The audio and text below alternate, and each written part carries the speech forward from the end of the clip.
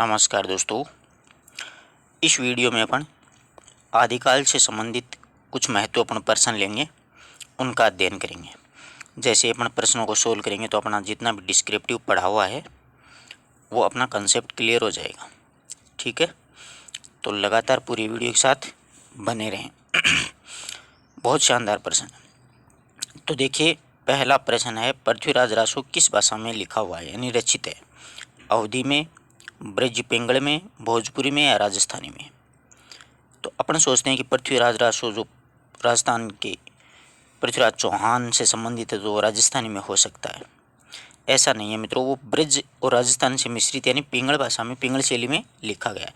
डिंगल शैली, पिंगल शैली मैंने आपको पीछे भी समझाई थी, अभी भी बता रहा हूँ। राजस्थानी प्लस अपभ्रंश भाषा होती है वो तो होती है डिंगल, और राजस्थानी प्लस ब्रज भाषा होती है वो पिंगल होती है। पिंगल जो शैली होती है वो कोमलकांत पदावली से युक्त होती है, जबकि डिंगल होती है वो कर्णकटु और कर्कश होती है और समझ में भी बहुत मुश्किल से आती है। डिंगल जो शैली होती है वो राजस्थान चरण कवियों के द्वारा ये लिखी गई थी। ठीक है, पिंगल शैली में लिखा गया। पहेलियों की तरह मुकरियाँ किस कवि की प्रसिद्ध हैं? अमृता प्रीतम की, खुसरो की, चंद बरदाई की, नंददास की? तो मीर खुसरो है, उन्होंने पहेलियाँ और मुकरियाँ की रचना की थी। मीर खुसरो के द्वारा मित्रों 100 ग्रंथों की रचना की थी, ऐसा माना जाता है। ठीक है, पृथ्वीराज रासो की सर्गों को किस नाम से पुकारा जाता है? अच्छा प्रश्न है, इजी है, काफ़ी इजी है, शायद जहाँ तक मानता हूँ सभी को पता होगा, परंतु ऐसे प्रश्न गलत हो जाते हैं अपने जल्दबाजी में। तो उसको समय कहते हैं, अंक, भाग या खंड, वो कवि पे निर्भर करता है कि वो उसको किस नाम से पुकारे। तो पृथ्वीराज रासो में 69 समय हैं, यानी उनके जो सर्ग हैं उसके जो विभाजन किया है सर्ग पृथ्वीराज रासो का, उसको समय नाम से पुकारा गया है। 69 सर्ग हैं। दूसरी बात, 68 प्रकार की छंदों का इसमें प्रयोग किया गया है। आप रासो साहित्य पढ़िएगा, उसमें आपका पूरा कॉन्सेप्ट क्लियर हो जाएगा। कयामसवध किस ग्रंथ की प्रमुख घटना है? बहुत शानदार प्रश्न है। कीर्तिलता, परमाल रासो, पृथ्वीराज रासो या संदेश रासक? तो ये पृथ्वीराज रासो की प्रधान या प्रमुख घटना है कयामसवध। ऐशे रासो ग्रंथ की रचना का नाम बताओ जिसकी रचना अजमेर के शासन से संबंधित है। अजमेर का कौन सा शासक है? दलपति विजय देखो खुम्मान रासो का लेखक है। नरपति नाला बिसलदेव रासो का है। नरसिंह और मधुकर कवि। तो देखिए, बिसलदेव जो रासो है उसके लेखक नरपति नाले हैं। तो इस प्रश्न का उत्तर अपना होगा नरपति नाले बिसलदेव रासो, क्योंकि बिसलदेव अजमेर के शासक थे, जिसकी जो नायिका अक्सर प्रश्न पूछा जाता है राजमती है। नेक्स्ट देखिए, पाहुड़ दोहा के रचनाकार कौन है? पुष्यदंत, राम सिंह, सरहबपाद या धनपाल? तो पाहुड़ दोहा राम सिंह के द्वारा लिखा गया था। एक है दोहा पाहुड़, उल्टा भी है। पाहुड़ दोहा का मतलब वैसे होता है दोहों का उपहार। दोहा पाहुड़ जो रचना है वो मुनि महेंद्रचंद की है, वो भी ध्यान में रखना, वो जस्ट उल्टी है, दोहा शब्द को पीछे रख दिया उसमें। और पाहुड़ दोहा राम सिंह की है। आदिकाल की किस रचना में इतिहास की उपेक्षा की गई है? पृथ्वीराज रासो में, परमाल रासो में, जयमेघ जसचंद्रिका या नेमिनाथ परिचय में? तो पृथ्वीराज रासो है, उसमें ऐतिहासिकता का अभाव पाया जाता है, अतिशयोक्ति का वर्णन कुछ ज्यादा मिलता है। ठीक है, नेक्स्ट देखिए, आदिकाल की श्रृंगारिक कृति कौन सी है? परमाल रासो, बिसलदेव रासो, पृथ्वीराज रासो, बिसलदेव रासो या विद्यापति की पदावली? तो श्रृंगारिक जो रचना है वो विद्यापति की पदावली है। सबसे पहले हिंदी साहित्य जगत में अगर कृष्ण को काव्य का स्रोत बनाने का जो विषय था वो सबसे पहले विद्यापति के द्वारा ही किया गया था। शिव सिंह के आश्रय में ये लिखी गई थी। नेक्स्ट देखिए, आदिकाल की चंपू कृति है। अच्छा प्रश्न है, उक्ति व्यक्ति प्रकरण, राहुलवेल, वर्ण रत्नाकर, श्रावकाचार? तो राहुलवेल जो रचना है वो रोड़ा कवि के द्वारा लिखी गई थी। ये आदिकाल की चंपू काव्य मानी जाती है। इसमें 7 बोलियों की प्रधानता है, राजस्थानी की प्रमुख मानी जाती है, 7 बोलियों का प्रयोग किया गया है। श्रावकाचार हिंदी की प्रथम रचना है, ये भी ध्यान में रखना, देवसेन के द्वारा लिखी गई है। वर्ण रत्नाकर है जो ज्योतिश्वर ठाकुर के द्वारा लिखी गई है, जो कि एक शब्दकोश है। उक्ति व्यक्ति प्रकरण दामोदर कवि के द्वारा लिखी गई है। नेक्स्ट देखिए, वर्ण रत्नाकर की रचयिता कौन है यानी लेखक कौन है? दामोदर कवि, ज्योतिश्वर ठाकुर, चंद्रबरदाई या मेरुतुंग? तो वर्ण रत्नाकर है वो ज्योतिश्वर ठाकुर की लिखी गई है।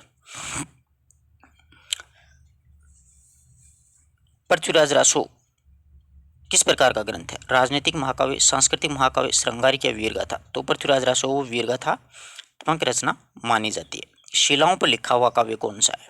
कई बार पूछा गया ये प्रश्न। प्रबंध चिंतामणि, चर्यापद, उक्ति व्यक्ति प्रकरण, राउलवेल। तो राउलवेल प्रथम शिलांकित रचना मानी जाती है, ध्यान रखना इस बात की भी। ये सारे प्रश्न एग्जाम्स में आए हुए हैं मित्रों, और यही प्रश्न घूम फिर के दोबारा आ रहे हैं, इसलिए मैंने इन्हीं प्रश्नों को लिया है।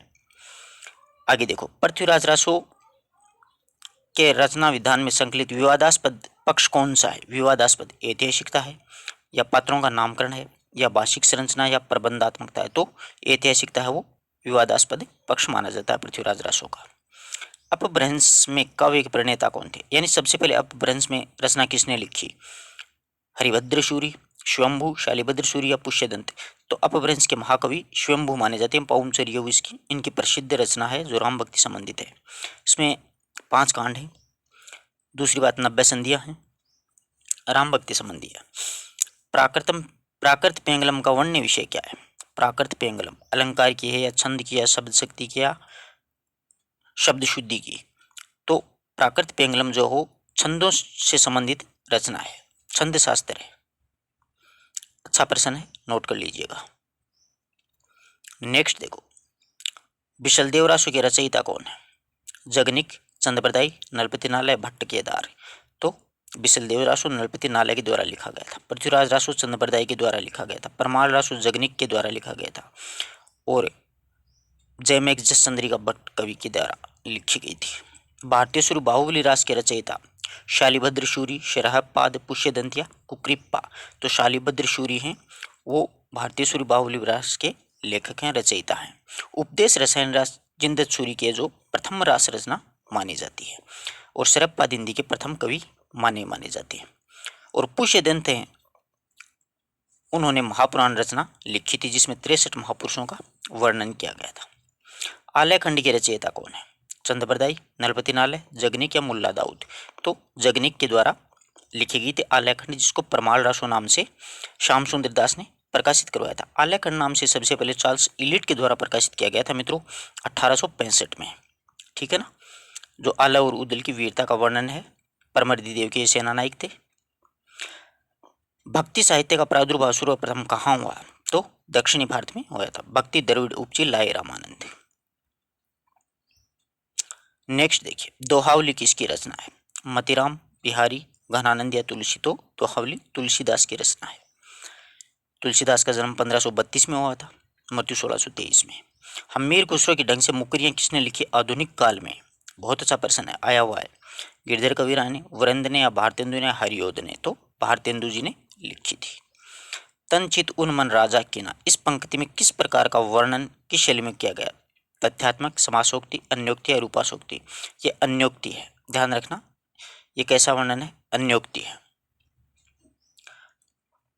आगे देखिए, कृष्ण काव्य परंपरा में नायक नायिका के प्रेम के चित्रण में कौन सी दृष्टि प्रमुख मानी जाती है?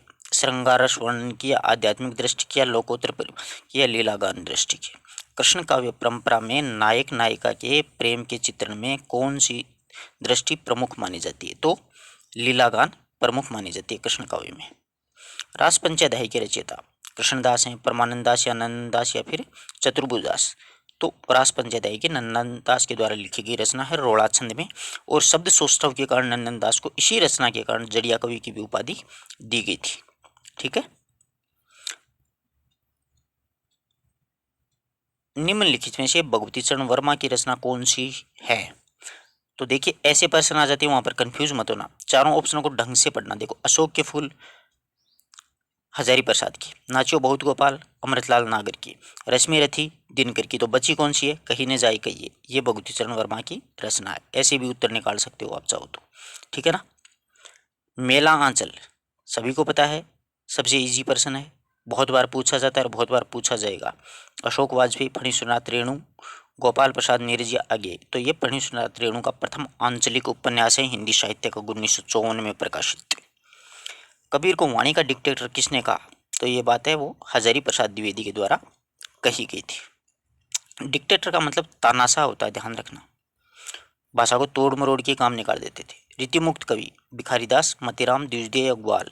तो गणानंद, बोधा, आलम ठाकुर और द्विजदेव रीतिमुक्त कवि माने जाते हैं। जगविनोद के रचयिता देव मतीराम द्विजदेव या पद्माकर, तो जगविनोद वो पद्माकर के द्वारा लिखी गई थी जगत सिंह के आश्रय में, जयपुर में थे जगत सिंह राजा, उनके आश्रय में। शूरसागर का काव्य रूप क्या है, काफी अच्छा प्रश्न है। अपन क्या करते हैं, प्रबंध काव्य या महाकाव्य तक अटक जाते हैं, तो शूरसागर जो है वो ध्यान रखना गीति काव्य है ये, ठीक है। इस प्रकार से अपन ने आज वो 30 प्रश्नों का अध्ययन किया। आशा करता हूँ कि प्रत्येक प्रश्न आपको अच्छी तरीके से समझ में आया होगा, अच्छा लगा है, तो आप अपने मित्रों तक इसको ज़्यादा से ज़्यादा शेयर करिए। मिलते हैं मित्रों एक नई वीडियो नए टॉपिक के साथ, तब तक के लिए नमस्कार दोस्तों।